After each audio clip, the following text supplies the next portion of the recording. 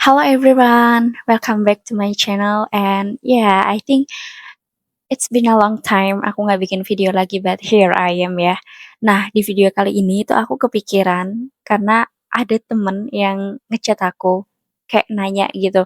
Seru sih, kayak aku pikir jadi ngerasa terapresiasi karena ada temen yang mau nanya ini ke hal kayak gini ke aku. Nah, how to cepat akrab dan membaur dengan orang yang tahan obrolannya, gak yang excited di awal doang.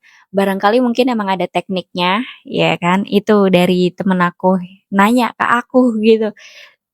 Surprisingly aku ngerasa kayak, oh my god, ini tuh semacam teknik PDKT atau gimana gitu kan.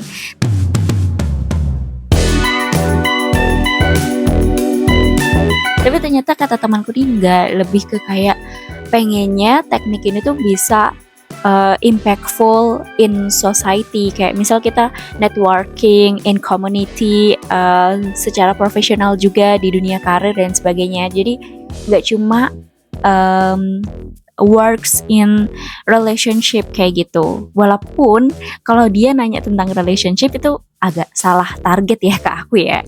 Jadi langsung aja bakal aku bahas ini kayak gimana. Oke, sebelum kita ngomongin soal how to cepat akrab, mungkin kita mesti tanya dulu start with why. Aku seneng banget kalau kita memulai dengan start with why. Kenapa sih kita harus akrab sama orang ini? Kenapa kita join komunitas ini dan kita harus membangun bonding gitu, membangun sense of belonging. Di dunia kerja pun juga kayak gitu. Nah, kadang kan ada koneksi yang genuine penting secara harfiah, secara real time gitu kan, nggak cuma fake belaka kayak gitu. Tapi kadang kita emang bisa bedain gak sih? Kita bisa bedain mana basa-basi dan mana yang beneran komunikasi deep to heart kayak gitu. Nah, jadi kalau dari aku sendiri yang ngebedain antara koneksi asli dengan basa-basi itu tuh dia banyak tanya tanpa dengar aktif. Kelihatan banget kok kalau misal orang itu nggak lagi dengerin aktif kita. Misal kayak gini nih, ya kita lagi ngomong-ngomongan, aku tuh dengerin kamu, tapi aku lebih banyak nanya. Ketika kamu ngomong, aku lebih mikir, habis ini nanya apa lagi ya? Dan apa lagi ya? Jadi terkesannya tuh kayak tidak timbal balik, tidak dua arah gitu komunikasinya, lebih ke kayak interview gitu kan. Nah, itu kelihatan banget basa-basinya, terus harus terjadi saat itu juga. Nah, kalau soal ini kita bisa bahas lebih lanjut ya. Jadi intinya kalau ngerasa kayak gitu, apalagi buat teman-teman yang seumuran 20-an kayak aku, pasti sering ditanya kapan nikah, kapan punya anak, kapan apalagi, kapan-kapan yang kalau kita lihat sumpah basi banget gitu. Tapi ya itu salah satu contoh kalau semisal cuma sekedar ngobrol, nggak ada koneksi atau, ketulusan dalam hati buat bonding, relationship atau komunikasi yang interpersonal kayak gitu kan. Makanya ya jangan sampai kita jadi orang yang kayak gitu ya. Jadi langsung aja mindset sebelum memulai ngobrol yang aku terapkan dan dari pengalaman aku juga, nanti teman-teman bisa tambahin ya di kolom komentar. Itu kita bisa terkesan natural itu positioning. Ini penting banget. Hal pertama yang aku lakukan adalah positioning lawan bicara kita. Misal nih, kita baru kenal di komunitas itu. Orangnya nih suka main game. Nah, kita positioning, kira-kira game yang lagi booming apa ya? Terus gue bukan gamer nih, tapi gimana caranya biar nih orang tuh tetap nyaman sama gue, nggak walaupun kita beda interest kayak gitu, dia gamer, gue enggak kayak gitu. Nah, mungkin kita bisa coba positioning kayak gitu. Nah, dari situ kita kan jadi punya curiosity ya, kayak rasa pengen tahu, rasa pengen menggali apa sih interestnya nih orang kayak gitu.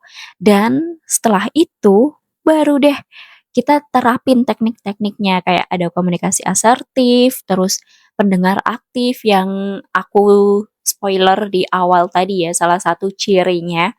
Terus apresiatif, ini penting banget. Bayangin ketika kita udah cerita panjang lebar tapi orang dengerinnya cuma, sabar ya," atau, "Ya," kayak kelihatan banget. Jadi ya apresiatif itu penting teman-teman, walaupun, terkesan geli atau gimana, tapi itu bisa bikin orang jadi ngerasa diapresiasi, lebih seneng kalau cerita dan ya jadi building relationship-nya kuat gitu, komunikasinya, kayak gitu. Jadi yang paling penting adalah ya selalu selalu positioning lawan bicara. Key message-nya adalah fokus bikin lawan bicara kita itu nyaman, jangan buru-buru pengen akrab. Karena niatnya kita itu emang pengen munculin genuinely curious, kayak gitu. Next lagi, sekarang kita tips memulai percakapan. Nah, tadi kita udah bangun mindsetnya, sekarang kita mulai dengan percakapan itu sendiri. Kalau dari aku sendiri, ya sebenarnya nggak ada yang gimana-gimana, tapi tetap pakai pertanyaan yang sistemnya tuh open-ended question. Nah, kalau teman-teman belajar akademik atau esai atau ngerjain pilihan ganda, apapun itulah, ya sebisa mungkin kita nanya, tapi yang jawabannya tuh bukan cuma iya atau enggak, bisa atau enggak, suka atau enggak. Pertanyaan-pertanyaan yang memancing elaborasi. Open-ended, ya berarti similar dengan esai dong? Yes, exactly. Jadi pertanyaan kayak, "Eh, lu pakai tumbler ini, lu suka minum kopi ya? Kopi kayak gimana nih yang lu biasa pesen atau gimana gitu." Nah, dari situ kan kita jadi memancing dia untuk bercerita dan kita juga asik dong dengerin ceritanya jadi lebih kenal lawan bicara kita, kayak gitu. Selanjutnya, cari common ground. I think common ground ini ya mirip-mirip kayak tadi yang udah aku sebutin ya. Kita observasi nih, apa nih orang tuh tertarik. Misal bisa ngomongin tumbler tadi kan kita kaitin sama kopi. Terus misal ternyata nih orang sesama anak rantau kayak kita. Bisa nih kita ngomongin em, hometown masing-masingnya kayak kota asal masing-masing kita tuh gimana gitu kan. Atau bisa juga yang lagi booming film sore, "Eh, lu nonton sore nggak? Gimana nih pendapat lu tentang sore?"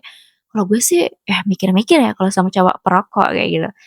Itu contoh. Nah, itu kan bisa memancing kita untuk elaborasi lebih dalam kayak gitu. Pokoknya sebisa mungkin nggak langsung kayak bikin ilfeel SKSD ngomongin hal privasi, tapi kita ngomong tipis-tipis dari hal-hal yang umum dulu, kayak gitu.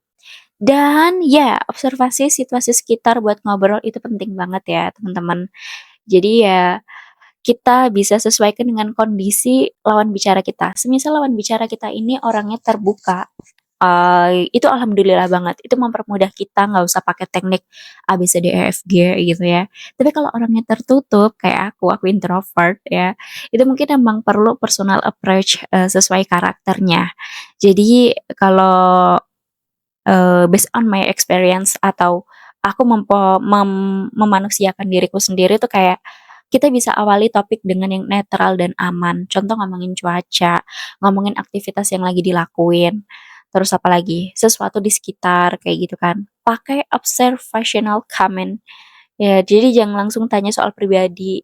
Ya kasih waktu lah buat kita nyaman karena, balik lagi aku juga bukan tipikal orang yang suka dalam satu waktu kita harus ngekorek, biodata nih orang kayak gitu loh untuk menjalin keakraban itu kan enggak, itu butuh waktu. It takes time gitu. Jadi ya bahasa tubuh yang ramah itu juga perlu banget consider in this case gitu ya. Tapi jangan terlalu intens atau too much kayak gitu ya. Jadi biasanya orang yang tertutup intinya adalah lebih leluasa bercengkrama dalam skala kecil. Lah, ini poin penting yang benar-benar aku banget. Jadi, justru aku lebih nyaman ngomong empat mata berdua gitu. Tapi kalau misal harus banget bareng-bareng ya, networking gitu, itu aku 5 orang aku udah ngerasa habis ya energiku gitu. Jadi ya, ya mungkin itu bisa dicoba teman-teman. Bisa jadi orang yang sesama introvert juga ngerasa kayak gitu, kayak yang aku ngerasain kayak gitu. Jadi kalau mau ngebahas hal-hal yang sifatnya elaboration, open-ended question kayak tadi kan, memancing orangnya untuk cerita banyak, ya kita lihat situasinya. Kalian lagi ngomong berdua atau dalam skala kecil, atau di tempat ramai kayak di pesta atau acara kantor gitu kan, kita lihat sikon dan kondisi ya lihat situasi lah kayak gitu. Pokoknya mulai dari hal-hal yang ringan, gunakan observasi situasi dan sesuaikan pendekatan dengan karakter orangnya, karena nggak semua orang bisa langsung terbuka ya. Jadi kita yang harus fleksibel, ya dua arah lah gitu. Dan Selanjutnya nih, menjaga alur obrolan. Oke, aku udah ngomong panjang, aku sebisa mungkin aku dikitin lagi ya. Jadi pakai teknik active listening, teman-teman. Ya, active listening ini udah sering aku spoiler juga di awal tadi ya. Active listening itu penting banget, baik dari parafrase ataupun follow up question, if you know lah ya. Banyak-banyak nanya soal ketertarikan lawan bicara kita. Karena kalau karena kalau lawan bicara kita mulai membuka diri, itu kesempatan kita untuk follow up question. Nah, jadi kayak kasih reaksi kalau kita tuh emang bener-bener dengerin. Misal kayak make sure pesannya dia tuh beneran begini gak sih gitu kan. Jadi kayak kita parafrase gitu apa yang dia omongin. Terus juga kita dukung argumennya nih, itu yang aku bilang apresiatif. Oh iya sih bener juga ya lu. Iya ya coba kalau ini nggak begitu, pasti nggak di sana atau sebagainya kayak gitu kan. Dan bisa juga kita lengkapi nih dengan opini kita sendiri. It's fair. Jadi nggak apa-apa sih misal teman-teman berbeda pendapat. Yang penting awali dengan apresiatif itu dulu. Apresiasi.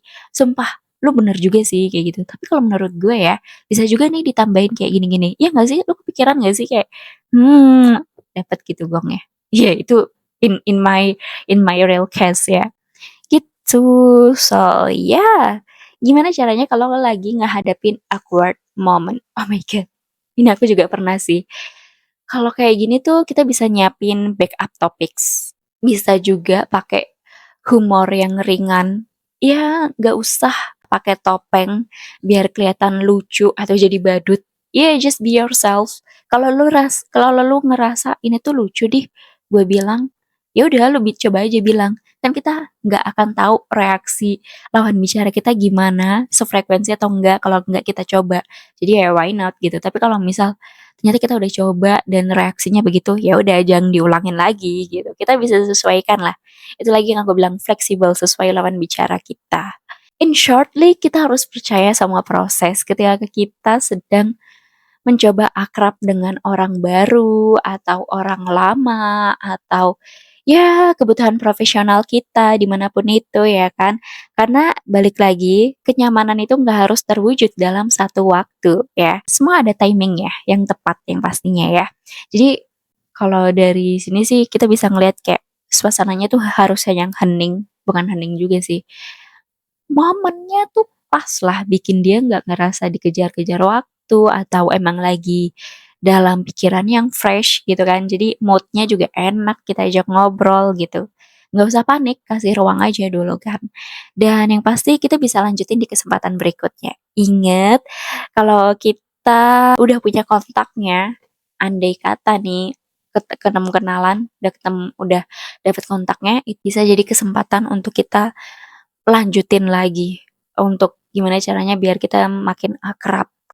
Jadi recap poin video ini adalah positioning, komunikasi asertif, pendengar aktif, apresiatif. Pendengar aktif itu juga ada follow up question and paraphrase ya. Terus curiosity itu juga penting banget. Peka, fleksibel sama sustainable connection. Kayak yang tadi aku bilang kalau kita udah dapat kontaknya, kita bisa melanjutkan kesempatan ini di kemudian hari. Kalau menurut teman-teman sendiri gimana? Ada tips tersendiri? Boleh share, siapa tahu kita bisa saling berbagi gitu kan. Dan buat teman-teman yang pengen tanya lagi soal komunikasi, apapun itu yang sesuai di bio YouTube aku boleh banget komen aja di bawah. Insya Allah aku jawab.